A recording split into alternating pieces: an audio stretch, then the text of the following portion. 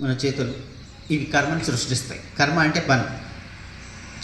చెడుగా ఉంటే, నెగిటివ్గా ఉంటే అది బ్యాడ్ కర్మ, పాపకర్మ అంటారు. మంచిగా ఉంటే అది పాజిటివ్ ఎనర్జీని సృష్టిస్తారు.